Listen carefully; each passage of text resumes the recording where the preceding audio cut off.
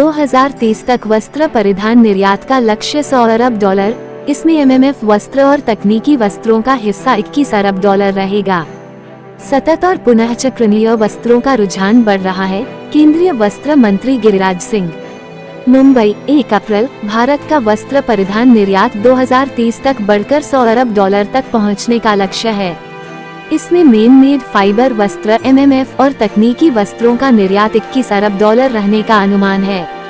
The Made and Technical Textiles Export Promotion Council MATEXIL पूर्व में SRTEPC के वार्षिक निर्यात पुरस्कार समारोह में मुख्य अतिथि के रूप में केंद्रीय वस्त्र मंत्री गिरिराज सिंह ने बताया कि विश्व में प्राकृतिक रेशे के वस्त्रों की बजाय मानव निर्मित रेशा एमएमएफ के वस्त्रों का ट्रेंड बढ़ रहा है, क्योंकि यह सस्ता है। अब एमएमएफ वस्त्रों के ग्रीन मैन्युफैक्चरिंग के उपयोग के लिए शोध और विकास कार्य होना चाहिए। अब सततता और सर्कुलरिटी की मांग बढ़ती जा रही है, इसलिए वैश्विक ब्रांड्स और रिटेलर्स ने सतत और पुनः चक्रणीय वस्त्रों पर ध्यान केंद्रित किया है। इसलिए उद्योग पर्यावरण मित्र और पुनः चक्रणीय एमएमएफ वस्त्रों की ओर बढ़ रहा है। तकनीकी वस्त्रों में नॉन वोवन फैब्रिक्स का निर्माण बढ़ रहा है। ये थर्मल या रासायनिक प्रक्रिया हैं जिनके विशिष्ट लाभ हैं। इसलिए एशिया पैसिफिक और यूरोप में इनकी महत्ता बहुत अधिक है। मेटेक्सिल के चेयरमैन भद्रेश डोडिया ने बताया कि भारतीय एमएमएफ वस्त्र उद्योग को जो मुख्य समस्या हो रही है वो प्रोसेसिंग और फिनिशिंग में तकनीकी कौशल की कमी है। इसलिए एमएमएफ क्षेत्र के अग्रणी अंतर्राष्ट्रीय प्लेयर्स के साथ सहयोग करना आवश्यक है। अंतर्राष्ट्रीय मानकों के अनुसार प्रौद्योगिकी को अपग्रेड करने और ऑटोमेशन बढ़ाने की आवश्यकता है। मेटेक्सिल ने एक नई वेबसाइट और काउंसिल का ट्रेड डैशबोर्ड विकसित किया है। इसमें मेड फाइबर और तकनीकी वस्त्रों के व्यापार की संपूर्ण जानकारी और डेटा उपलब्ध रहेगा। भरोसेमंद और कस्टमाइज्ड वस्त्र डेटा के कारण सरकार को नीतियां बनाने में सुगमता होगी। 2023-24 में उत्कृष्ट निर्यात कार्य प्रदर्शन करने वाली कंपनियों को विभिन्न श्रेणियों में 50 पुरस्कार दिए गए थे। इन विजेताओं में Reliance Industries Limited, Grasim Industries Limited, Deco Exports प्रा. ली, Sangam India Limited, Vardhman Textiles Limited, RSWM Limited, Banswara Syntex Limited आदि शामिल थे। मेड फाइबर वस्त्र क्षेत्र में उल्लेखनीय सेवा प्रदान करने के लिए श्री धीरज शाह को एग्जेम्पलरी कंट्रीब्यूशन अवार्ड दिया गया था। मेटेक्सिल के को चेयरमैन शालीन तोष्णीवाल ने आभार व्यक्त करते हुए कहा कि ऐसे निर्यात पुरस्कारों से नए निर्यातकों को वैश्विक बाजार में कुछ नया और खास करने की प्रेरणा मिलती है। The Made and Technical Textiles Export Promotion Council MATEXIL के 30 मार्च 2025 को मुंबई में आयोजित वार्षिक निर्यात पुरस्कार समारोह में केंद्रीय वस्त्र मंत्री गिरिराज सिंह मंगलदीप प्रज्वलित कर उद्घाटन करते हुए दिखाई दे रहे हैं। दाएं से बाएं काउंसिल के पूर्व चेयरमैन धीरज रायचंद शाह, वाइस चेयरमैन शालीन तोष्णीवाल और चेयरमैन भद्रेश डोडिया दिखाई दे रहे हैं।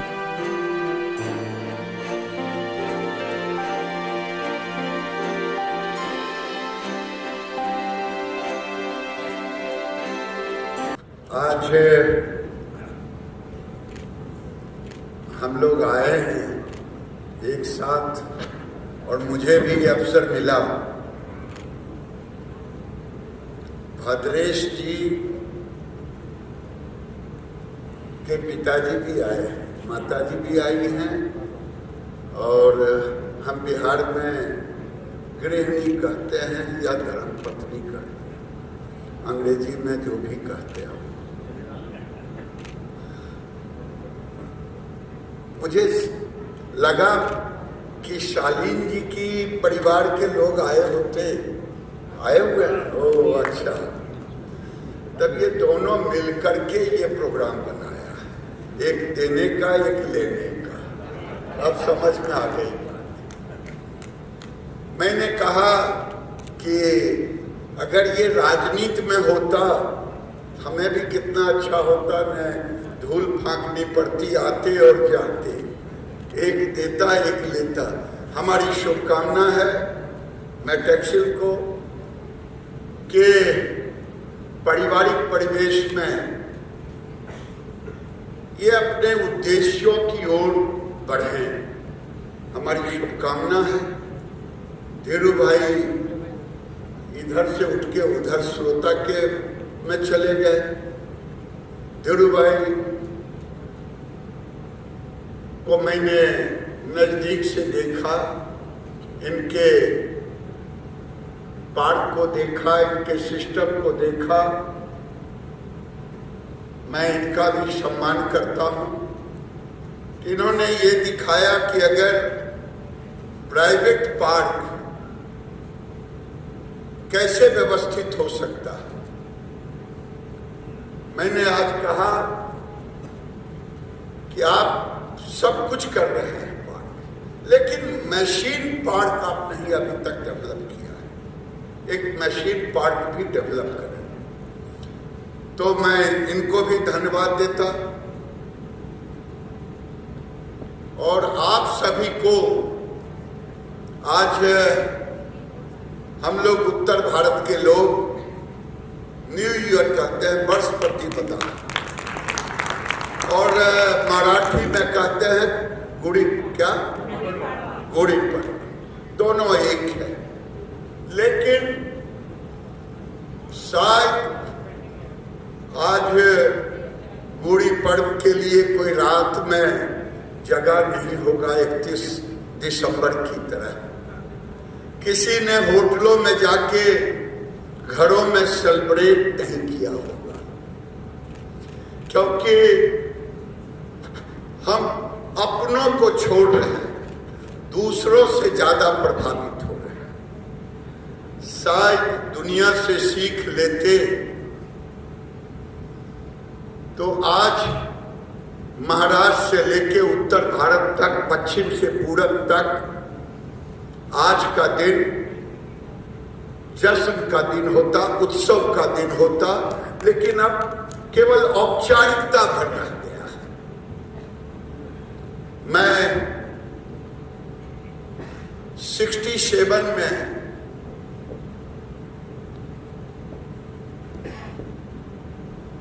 फर्स्ट जनवरी को बिहार में एक राजगीर स्थान है जो बड़े जैन के लिए बहुत अच्छा, जैन धर्म वालों के लिए, महावीर को मानने वालों के लिए। तो मैं वहां देखा कि 67 में 1 जनवरी के लिए कितने लोग उत्साहित थे। तो कोई गाना भी गा रहा था कि पिताजी मनाते हैं, उसको देसी भाषा में था। ये महीना हिंदी में चैत बोलते, शायद बहुत लोगों को याद भी नहीं होगा। कहीं बैसाखी वो मनाते, अब बेटा मना रहा है 1 जनवरी, और गाना था उस समय रम्मा हो, तो वो उसको जोड़ करके कह रहा था। मैं आपसे यही कहूंगा कि आप अपने संस्कृतियों को छोड़े ना, आप अपनी भाषा को छोड़े ना, ये मेरा निवेदन है। इसमें कोई शर्म की बात नहीं। तो मैं भद्रेश जी, तो भगवान नाम है, तो मैं भद्रेश जी को कोटि से धन्यवाद देता। इन्होंने भारत टैक्स के साथ मिलकर के आपका काउंसिल बहुत बड़ा काम किया। मैं भारत टैक्स के सफलता के लिए आप सबों को धन्यवाद देता हूं, क्योंकि भारत टैक्स दूसरे ही साल यानी फर्स्ट सालगिरह में दुनिया का बड़ा इवेंट्स बन गया। और अब मैं आप लोगों से निवेदन करता हूं कि डेट फरवरी के बदले मार्च हो, कोई दिक्कत नहीं, लेकिन 1-2 महीना पहले, 1-2 महीना बाद जो भी इंटरनेशनल फेयर हो, चाहे किसी सेक्टर का, कॉर्पोरेट सेक्टर का हो, उसको इसमें समाहित करके बीच का डेट रखा जाए। ये आपको महसूस नहीं होगा। महसूस जब मैं घूम रहा था दूसरे दिन, एक छोटा सा व्यापारी जिसने कहा कि मैं पहली बार पिछले साल भी आया था, मेरा 5 करोड़ का एक्सपोर्ट बढ़ गया।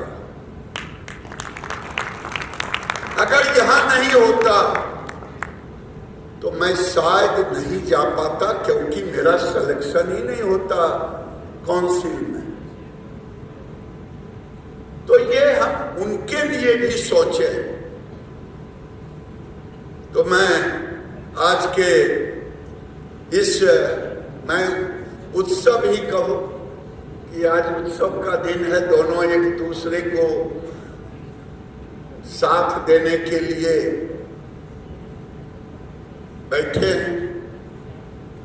मैं अपने टेक्सटाइल कमिश्नर मैडम रूप राशि जी को भी और समस्त जो हमारे यहाँ बैठे हुए हैं, जिनके बल पर हमने आपसे मिलकर के भारत के वस्त्र उद्योग को $176 बिलियन से उठा करके $350 बिलियन पर ले जाने का लक्ष्य रखा है। ये आपके कारण रखा है। कह रहे थे कि $100 एक्सपोर्ट भी रखा है। प्रधानमंत्री ने भी अपने स्पीच में कहा 3 लाख 9 लाख पर ले जाना है, और ये संकल्प आपको ही लेना है। मैं तो, हमारे गांव की कहावत है कि सिपाही चोर को पकड़ता है, हवलदार कहता है मैंने पकड़ा है। तो करते हो तुम, नाम मेरा होता है। तो मैं, क्योंकि पूरी दुनिया का जो जियो पॉलिटिक्स है, ये जियो पॉलिटिक्स आपके सामने है। अगर इस समय आपने टेक ओवर नहीं किया तो फिर आगे थोड़ी कठिनाई होगी। इसमें सभी को, और ये भी बात सही है कि पूरी दुनिया नेचुरल फाइबर से शिफ्ट करके एमएमएफ पर जा रहा है। भारत का थोड़ा सा अंतर है, लेकिन ये भी अब तेजी से शिफ्ट कर रहा है। पूरी दुनिया अगर 70% है तो भारत उल्टा है, 60% नेचुरल है, 40, ऐसा मेरा मानना है। जानकारी अब हो सकता है एरर हो कुछ डेटा में, लेकिन ये बड़ा तेजी से बढ़ रहा है। और ये तेजी से बढ़े भी क्यों नहीं? मैं इसलिए कि ये कॉस्ट इफेक्टिव भी है। अगर ये एमएमएफ नहीं होता, आज भारत के गरीबों के, सामान्य लोगों के शरीर के ऊपर जो कपड़े हैं वो एमएमएफ ही। हमें अभी धीरू भाई कह रहे थे, कोई 20 ग्राम मीटर है तो कोई 400 ग्राम मीटर है। तो इतने रेंज के हैं। मैं अभी आंकड़े आपके पास है, वैसे जब चलता हूं तो मेरे सहयोगी आंकड़े भर देते हैं, लेकिन आंकड़े तो आपके पास रहते हैं, हमारे पास भी आंकड़े हैं। मैं आंकड़ों पे नहीं बात करना चाहता, मैं एथिक पे बात करना चाहता, इमोशन पे बात करना चाहता। मैं अभी शालीन जी से बात कर रहा था। ठीक है, बड़े बड़े औद्योगिक घराने हैं, एंटरप्रेन्योर हैं, जिनके अपने R&D हैं, अपनी अपनी क्षमता के अनुसार। लेकिन क्या ये काउंसिल, सारे काउंसिल मिलकर के अपने अपने सेक्टर के केवल CSR फंड से चाहें तो दुनिया के टेक्नोलॉजी को हम बीट कर सकते हैं, अगर केवल हम इस पर इनोवेशन पर, हम R&D पर। लेकिन R&D पर हमारा ध्यान नहीं है जो मार्केट में चल रहा है। मैं भद्रेश जी के यूनिट पे गया था, इन्होंने वस्त्र दिखाया, कहा ये कैसा लग रहा है, हम कहे ये खादी जैसा लग रहा है, ये लीलन जैसा लग रहा है। यानी MMF में अब लोग आप अपने मार्केट के लिए, अपने इंडस्ट्री के लिए आप इनोवेशन तो कर रहे हैं, लेकिन पूरे सेक्टर के लिए आज पॉल्यूशन हो रहा है, गड़बड़ा रहा है पूरा सिस्टम। क्या इंडस्ट्री संकल्प ले कि हम ग्रीन एनर्जी का प्रयोग करेंगे? क्या इंडस्ट्री संकल्प ले कि हम सारे इंडस्ट्री में, चाहे कॉर्पोरेट ऑफिस हो, चाहे वो फैक्ट्री हो, हम एनर्जी सेवर कोई काम करेंगे, सेंसर लगाएंगे? क्योंकि वो आपकी बचत नहीं है, वो देश के क्लाइमेट की बचत है। जब हम 1 यूनिट बिजली खर्च करते हैं तो 7 से 8 किलो कार्बन उत्सर्जन को रोक लेते हैं। क्या आज बिन मौसम बारिश होता है, ओले पड़ते हैं, क्या उसका असर आप पे नहीं पड़ता? माना कि आपके घर से लेकर के आपके ऑफिस जाने में कहीं आपको क्लाइमेट डिस्टर्ब नहीं करता, पोर्टिको में गाड़ी लगी, फिर फैक्ट्री में गाड़ी लगी, ऑफिस में गाड़ी लगी, यहां से उतरे यहां चढ़े, लेकिन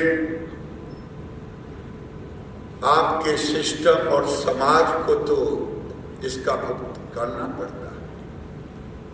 आज पूरी दुनिया, देश के प्रधानमंत्री नरेंद्र मोदी जी ने जब पहली बार आए, उन्होंने संकल्प लिया, आपको याद होगा, उन्होंने कानन में ये अभी जो दुनिया के शेर जो आए हैं, ये शेर भाग गए थे पर्यावरण के सिस्टम से, सारे लोग भाग गए थे।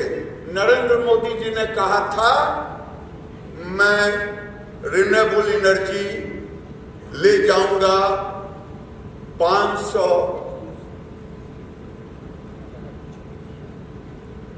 गीगा पर। ये 500 गीगा पर ले जाने में किसी को भरोसा नहीं था। जब नरेंद्र मोदी जी ने ले जाने का काम किया, अब दुनिया उनके पीछे ये कह रहा है, यही पर्यावरण का अग्रदूत है। मेरा निवेदन है कि आप प्रोडक्शन और एक्सपोर्ट का भी एक रोड मैप बनानी चाहिए कि हम कितना प्रोडक्शन करेंगे और कितना हम 100 बिलियन में हम सपोर्ट करेंगे देश को, कौन सी नई चीज ले जाएंगे। क्यों दुनिया चाह रहा है नई चीज, मन रुक जाता है।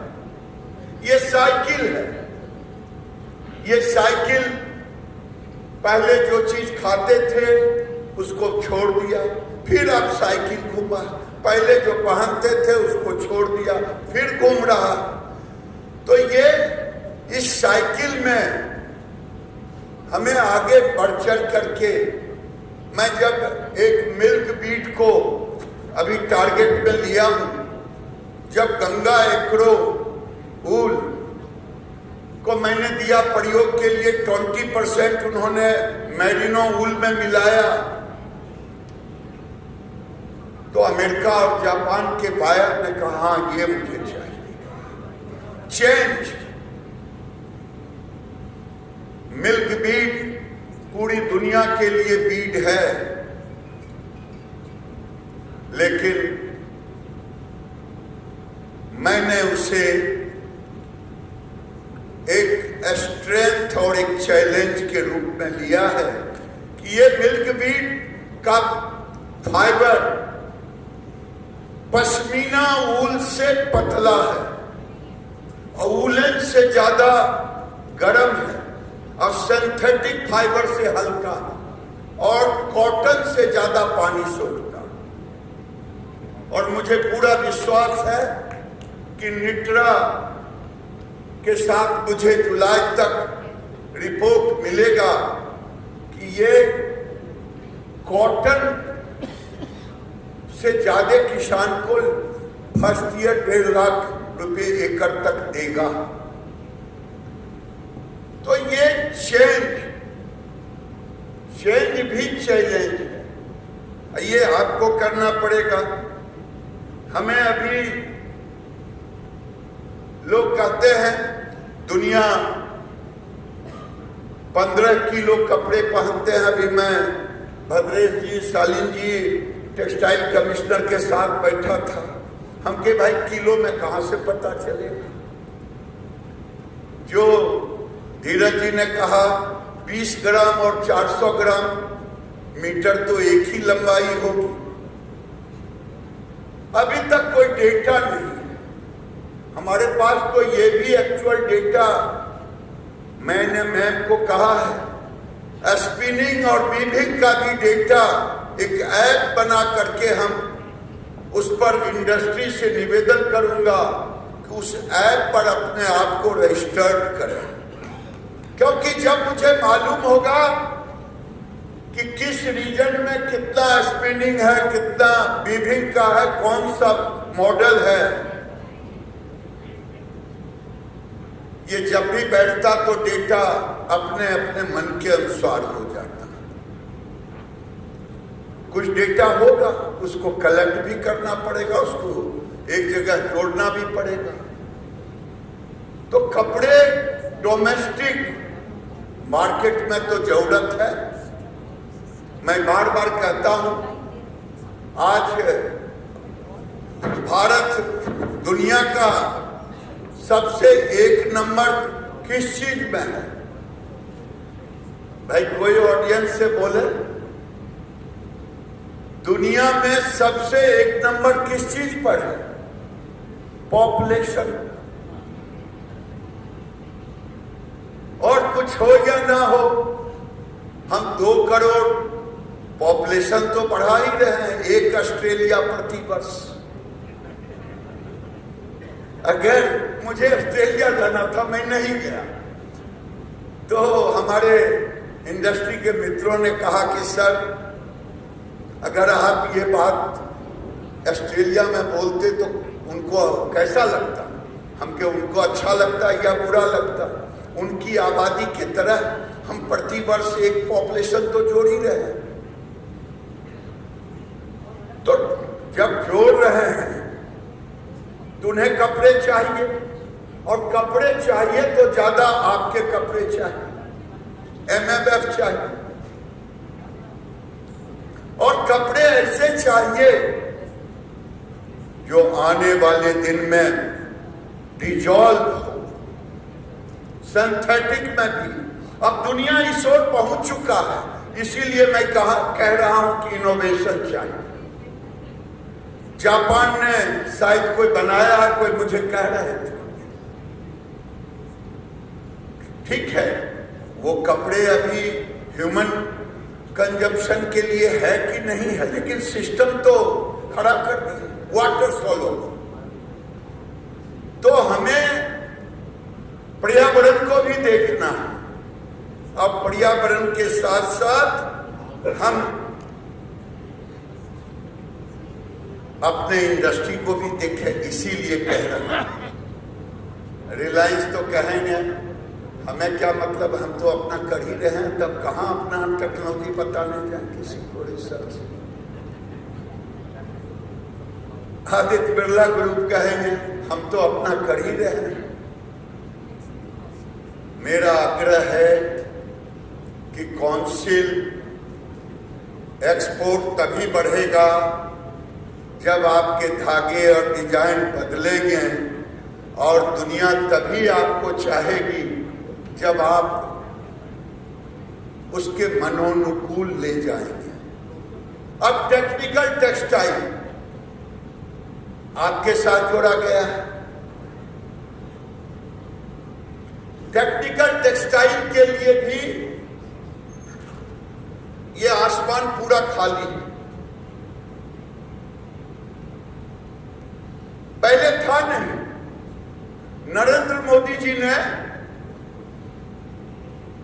हमें लगभग 1,500 करोड़ दिया, मार्केटिंग, इनोवेशन, इन सारे चीजों, रिसर्च, सबके लिए दिया।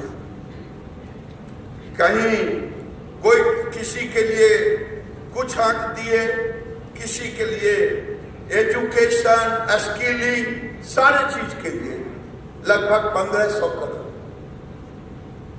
और ये जान करके आपको खुशी होगी,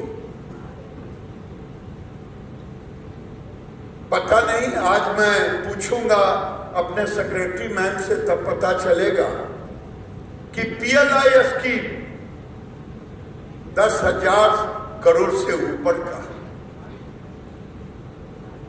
ठीक है, कुछ लोगों ने कहा कि मेरा इस पर थोड़ा सा सुझाव मान लें, इसको चेंज करें, लेकिन मैं तो कैबिनेट के से बंधा हूं, आगे देखता हूं कैसे क्या करूं। हमारे देश में जो हेल्थ सेक्टर था, नैपकिन और डायपर, ये 90% इंपोर्ट हो रहा था। अभी हमने इंपोर्ट को बहुत हद तक रोकने में कामयाब हुए।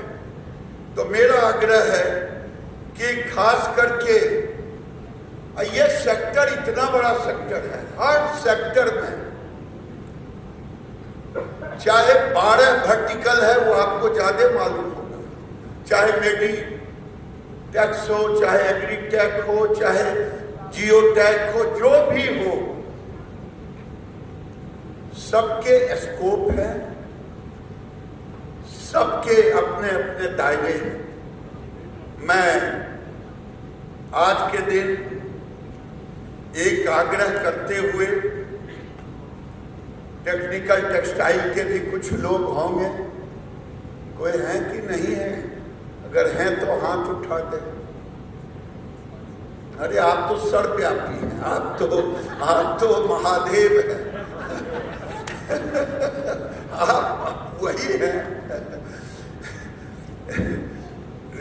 तो ये मैं मान के चल रहा हूं, ये जानबूझ करके मैंने ये कहा, दिखाया कि आपके साथ जोड़ा हूं, आप उन्हें अपने साथ जोड़ नहीं रहे। मेरा निवेदन है कि टेक्निकल टेक्सटाइल को भी अपने साथ रखें,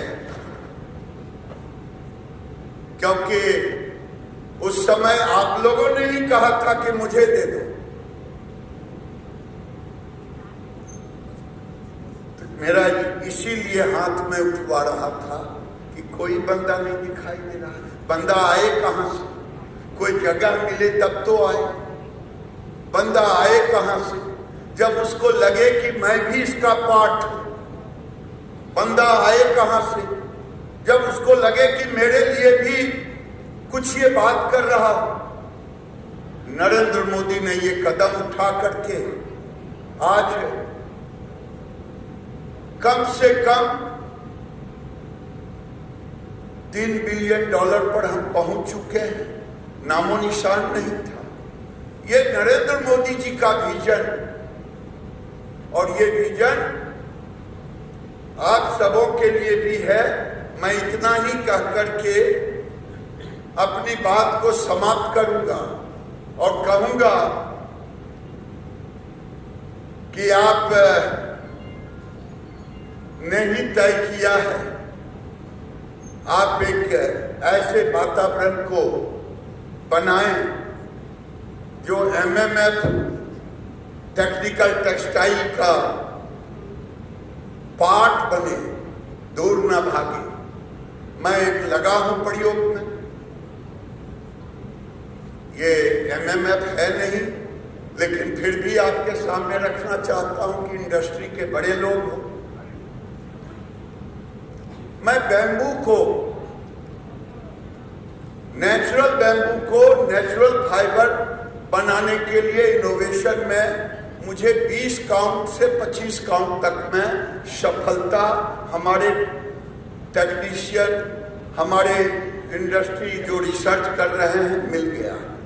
दुनिया में बैम्बू चाइना ने पल्प बना करके उसके बेसकोस के धागे बना रहे हैं।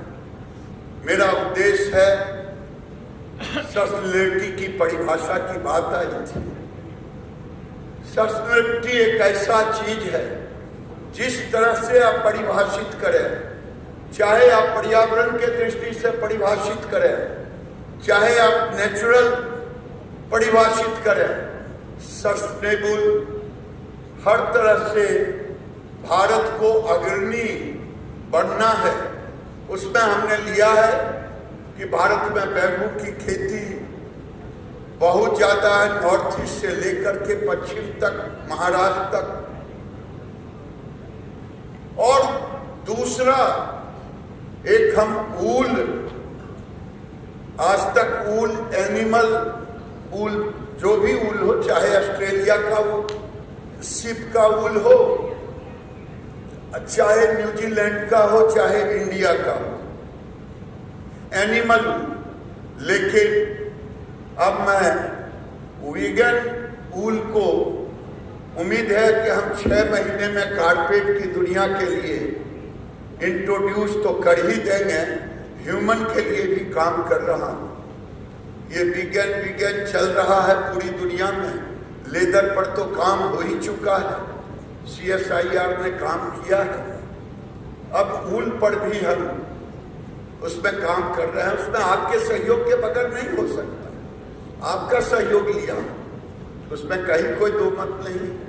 MMF एक ऐसी ताकत है कि उसके बगैर कोई रस्सी आगे टिकाऊ हो ही नहीं सकता।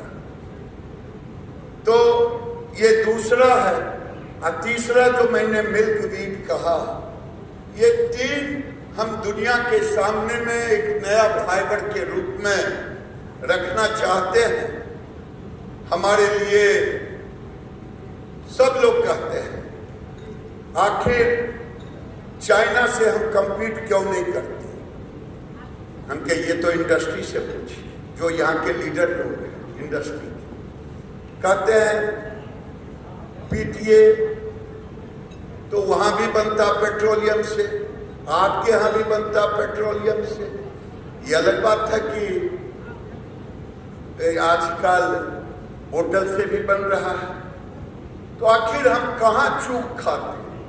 जहां चूक खाते हैं वहां अब हमारे लीडर को काम करना पड़ेगा। लीडर अगर काम नहीं करेंगे, टेक्सटाइल के लीडर,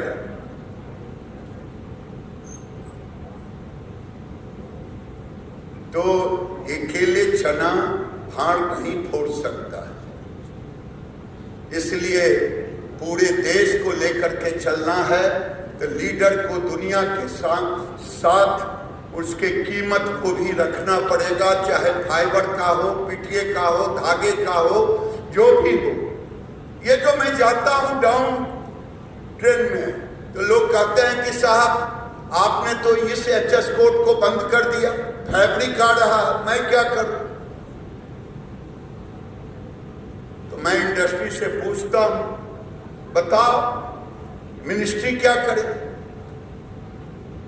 मिनिस्ट्री के पास कौन सा, आप ही दूसरे रूट से लाते हो, आप ही यूज करते हो, माने आप नहीं करते हैं, यही टेक्सटाइल जगत के लोग ही तो करते हैं। और इसका एक ही उपाय है, जो भी लीडर हैं वो दुनिया के प्राइस से compete करने लायक इसके जो अपर है, धागे हैं, फाइबर हैं, जो भी चीज है, उनको कॉम्पिटिटिव जब तक नहीं बनाएंगे तब तक नहीं होगा। और भारत को अगर 350 बिलियन के मार्केट पर जाना है, साइज पर, अगर 100 बिलियन के डॉलर का एक्सपोर्ट पर पहुंचाना है, तो आपका सहयोग चाहिए, आपका सहयोग चाहिए। मैं बार बार टेक्सटाइल कमेटी के मीटिंग में कहता हूं, भाई आप लोग तय करो, दोनों साइड, हमारे लिए तो लेफ्ट हैंड और राइट हैंड दोनों मिलके तय करो करना क्या है। अगर एक दूसरे के साथ हाथ नहीं पकड़ेंगे,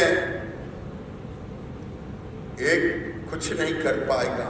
मुझे तो दोनों का साथ चाहिए, इसलिए मैं आग्रह कर रहा हूं कि मुझे दूसरी टेक्सटाइल कमेटी में ना बैठना पड़े।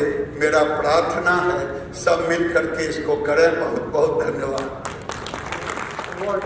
In a meeting, thank you, Shalin, to allow me to address as a chairman.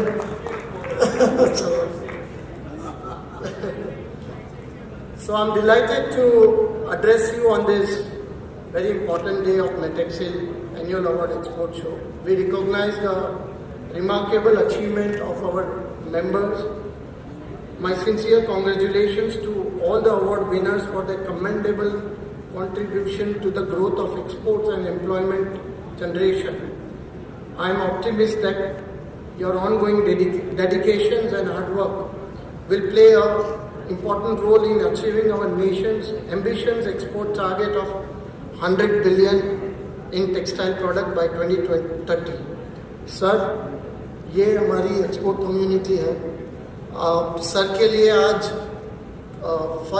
पहली बार है जो हमारी टेक्सटाइल एमएमएफ वैल्यू चेन को मिल रहे हैं। मैं चाहूँगा कि आप सब तालियों से उनका स्वागत करें।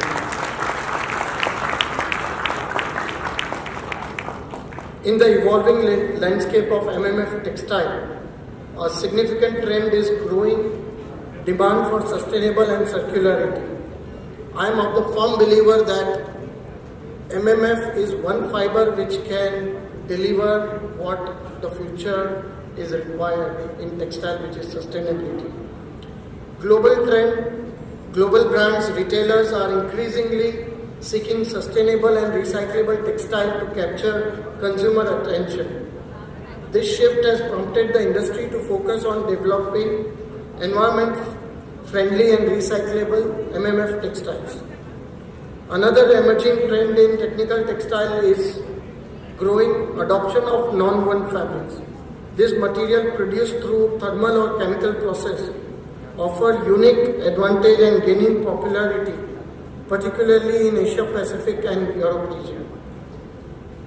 While the MMF textiles and technical textile industry caters predominantly to large industry international market due to growing applications and demand, our government is taking proactive steps to extend all-out support to the industries and exporters. During my interaction with Ministry of Textile, one thing which is clear with them is our industry, MMF value chain, is the future, and that is the only value chain which will deliver the growth in a rapid way. In all interaction, Minister is keen to know कि MMF हम आगे कैसे बढ़ाएं और ये value chain को क्या support चाहिए. धन्यवाद Giriraj ji for all your support and guidance. A significant challenge faced by Indian MMF textile industry is the lack of value chain processing and finishing. आज जिस टाइम से हमारे मिनिस्टर लैंड हुए और अब तक उनकी एक ही चिंता रही है कि हम प्रोसेसिंग और वाटर ट्रीटमेंट को कैसे बढ़ावा दें और इसको और मजबूताई कैसे दे पाए. This shows his commitment and the vision to the industry. This gap can be breached through strategic tie-ups with leading industrial players in MMF sectors. It is imperative to upgrade and automate technology in MMF textile production to align with international standards. To boost MMF textile export, the development of critical raw materials such as nylon 66, aramides, carbon and other synthetic fiber within India is crucial. Additionally, industry must focus on product development in synthetic textile aligning to the global trend and R&Ds. India boasts a unique textile industry with a complete value chain and a robust domestic market. While we take pride in our rich textile heritage, it is essential to align with global trend, especially growing emphasis on sustainability and eco-friendly practice. Sir, ये मंच से हम ये सुनहरे अवसर पर मैं आग्रह करूंगा सर कि गवर्नमेंट से हमें कोई मार्गदर्शन सस्टेनेबिलिटी के लिए मिल जाए आने वाले 5 साल में, तो हमारे लिए एक हमारे एफर्ट्स को बूस्ट मिलेगा.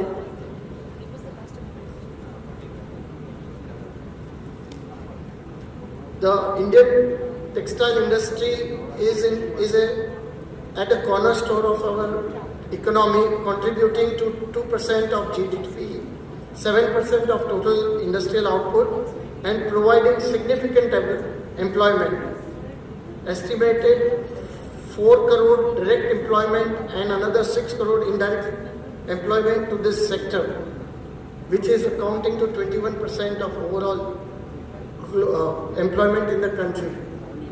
जब हम कहीं इंटरनेशनल मार्केट में टूर करते हैं, रोड शोज करते हैं, सर कहीं इंटरनेशनल मार्केट हमें बोलते हैं कि आप खुश नसीब हो कि आपको एक स्पेशल मिनिस्ट्री की टेक्सटाइल की मिनिस्ट्री मिली हुई है. हमारे लिए तो वो भी खुश नसीबी नहीं है कि हमारे पास कोई मिनिस्ट्री हो जो टेक्सटाइल के लिए देखे.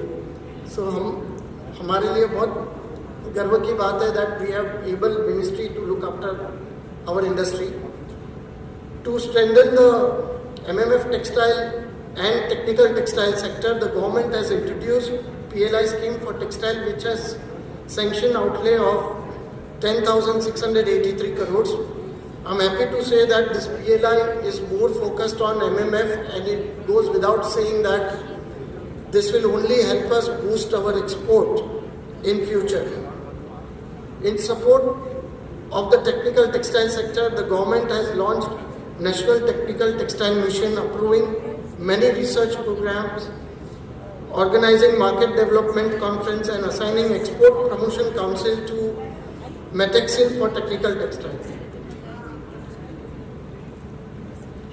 The continuation of ROSTL scheme for export of apparel, garments, and made-up and roadmap scheme are another significant step to bolster the competitiveness of Indian textile sector in international market. Opportunity. Man-made fiber today represent over 60% of world's total fiber production, while India's shares currently stands at 42%. However, India is steadily shifting focus to MMF fiber due to sustainability consideration and growing global trend. The application of MMF fiber in functional textiles such as active wear, protective wear is on the rise due to their superior properties. Moreover, as the world's sixth alternative to China for diversifying investment, India with its natural resources and thriving ecosystem stand as a strong contender under China plus one worldship. Recent free trade agreement with UAE and Australia along with ongoing negotiation with UK, EU, Oman, GCC are expected to provide duty advantage to our Indian textile and further enhancing our competitiveness. Metexcel has been instrumental in promoting MMF fiber textiles in overseas market, projecting India as a reliable source of quality product. With his expanded role in promoting technical textile, I am confident that the Council will continue its efforts to increase technical textile export, contributing significantly to achieve the target of 100 billion in export by 2030. In conclusion, I extend my heartfelt congratulations to all Metexcel and all the award winning for their outstanding export promotion. I am confident that the success of these awardees will inspire other members to excel in coming years. My best wishes to Metexcel and its member for continued success. Thank you. At the outset, I extended a warm and heartfelt welcome to all of you present here today. It is my honor and privilege to welcome Sri Giriraj Singh Ji, Honorable Union Minister of Textile. Sir, your presence here today has infused enormous positivity and enthusiasm among all of us, especially our esteemed export award winners.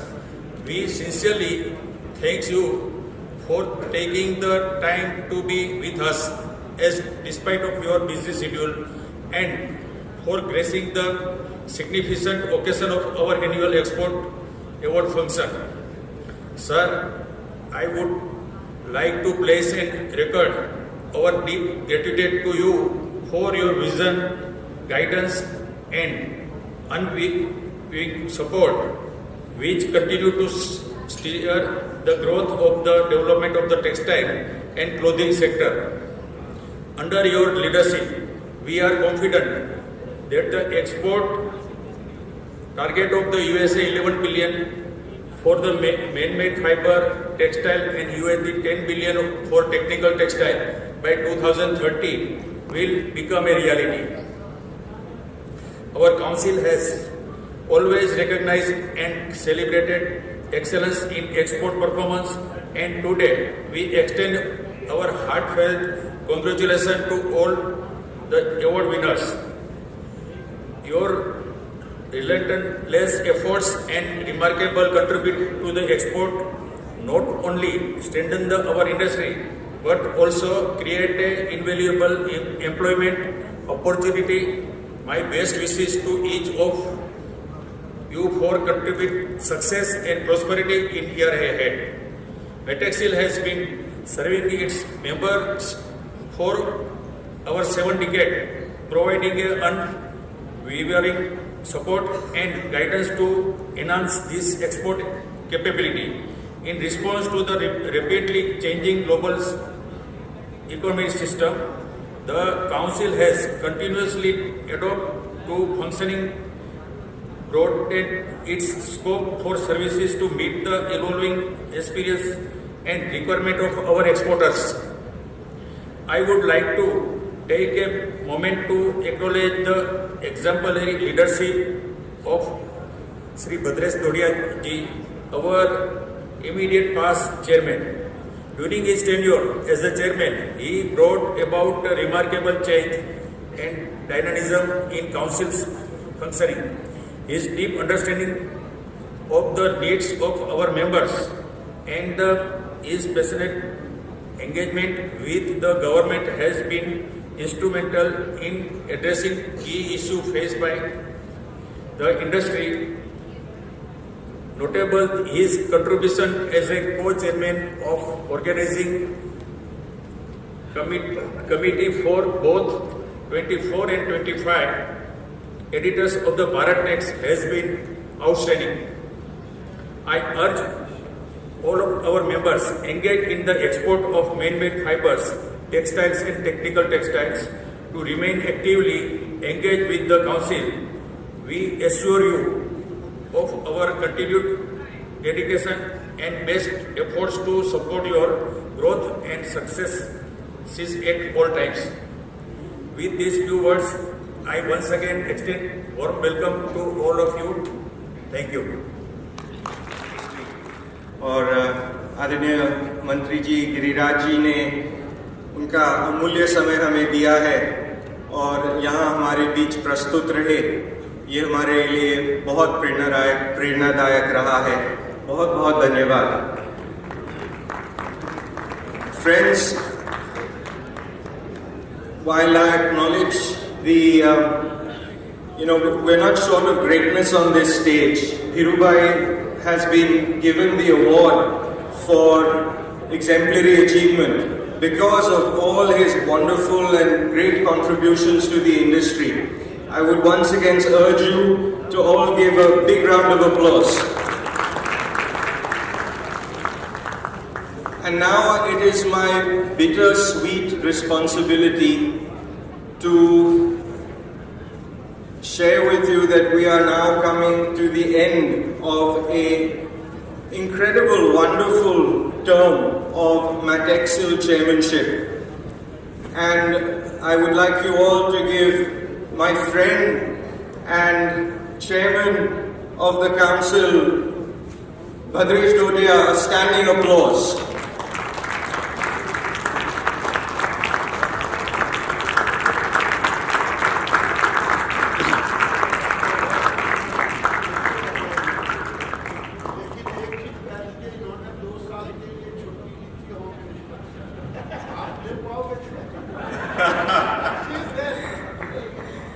बिल्कुल sir, इन्होंने जैसे अंग्रेजी में कहते हैं, he left no stone unturned. I have watched him and seen him very, very closely. He was completely divorced from his family, and he really, I saw him and I was witness to the event when in a room full of industry captains, he volunteered himself to be co-chair of BharatNext, and what a wonderful job he has done with BharatNext. He, in a way, of course it was a group effort and everyone contributed, but his leadership and dedication towards this cause has been indeed inspiring. And he took, within a very short span, 3 months, and no one believed what could happen in 3 months. Everyone said this is going to be a waste of time and energy, and turned it into one of the world's largest textile exhibitions and took India to the next stage of world textile visibility. I can't thank him enough. I have a long list of achievements, and this would take a lot of time to cover. But his work in pushing policy, increasing RoDTEP rates, and various other representations to the government have been of invaluable service to the industry. For that I am truly grateful. I would now just want to share some clippings and a short video that will capture this wonderful tenure of this wonderful man. I have truly been very, very lucky to have had his mentorship and focus on innovation and move forwards, because this world is constantly changing, and I'm sure all the industry captains here have taken his words and advice to heart. Thank you, sir, for your kind advice. I thank Srimati Ruprashi ji for her presence today and her wise counsel, as always. Even though he was unable to be present here, I convey my sincere thanks to Honorable Minister of State for Textiles, Shri Prabitra Margarita ji. I thank our Secretary of Textile, Srimati Neelam Rao, Additional Secretary Rohit Kansalji, and Trade Advisor Shubhra ji for their constant guidance and support. I thank Joint Secretary Rajiv Saxena ji for his support and guidance on technical textiles. I must acknowledge all government officials and state government officials present here and not present here for their ongoing support of the industry. Thank you to all our past chairmen and Committee of Administration for your continuous guidance and contribution towards the success and running of the Council. Thank you, members of the media, for your presence here and your coverage, as always, of the Council. I extend my gratitude to all of the sponsors who have contributed towards making this a grand event today. I also thank Messrs. EDN and Elric D'Souza for their efforts and putting this show together in a very short notice. Friends, this would not be possible without the efforts of our beloved ED, Ravi Kumar, and officers and staff of the Council. I would request you all to give a big round of applause for themselves.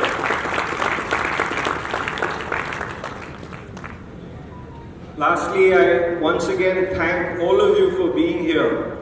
You have taken your precious time and you've been a wonderful audience. And I congratulate once again all the award winners, and once again a big round of applause for each one of you. I acknowledge that we are currently in uncertain times with a lot of headwinds. One of my favorite philosophers, Alan Watts, and I quote him, "The only way to make sense out of change is to plunge into it, move with it, and join the dance."